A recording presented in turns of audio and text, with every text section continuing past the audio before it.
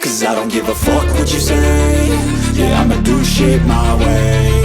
So you can go kick rocks, I'ma stack bricks up, build what I want to make. Yo, I got a lot of shit to say, so I'ma do this every day. I'll be writing things until I'm fucking buried in my grave. 6 feet deep under, but my body won't decay. 'Cause my messages are timeless, so they'll put them on display. Oh yeah, I rap with a certainty, I have a sense of urgency. A message for eternity, for everyone internally. I had some people burning me, but now they fucking learn to see I ain't the one to fuck with. Now they looking nervously, and I don't really care what you think of me respectfully. You can kick rocks if you think you're fucking better, see. I will outwork you, turn you to an enemy. Hurt you so bad that you're gonna need some therapy.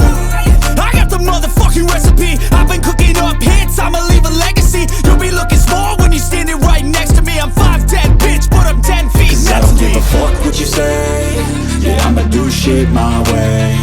So you can go kick rocks, I'ma stack bricks up, build what I want to make. 'Cause I don't give a fuck what you say.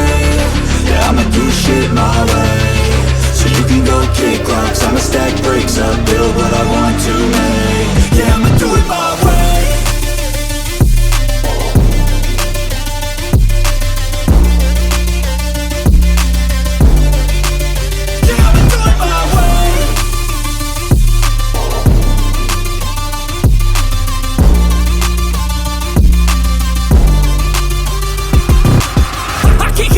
Coming out with a statement. You really changed, man, all your music and arrangement. You don't know shit, shut your mouth, you can save it. I'm the same dude that got his come up from the basement. 100 songs, 100 weeks, didn't change it. Experiments, development, intelligence, and patience. I'll do it all again, 'cause I never feel complacent. Let's keep the good vibes, positivity's contagious. I'm never looking back, 'cause I made a life that's passionate. A college graduate suppressing all his talents, yeah. He found a way to go and change, become an advocate. For taking control of your life, go out and battle. And you think you have a dream, then act on it. Get after it, get out your head and fucking capture it. You got one life to master it.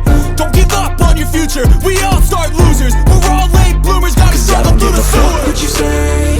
Yeah, I'ma do shit my way. So you can go kick rocks, I'ma stack bricks up, build what I want to make.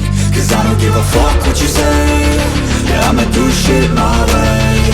So you can go kick rocks, I'ma stack bricks up, build what I want to make.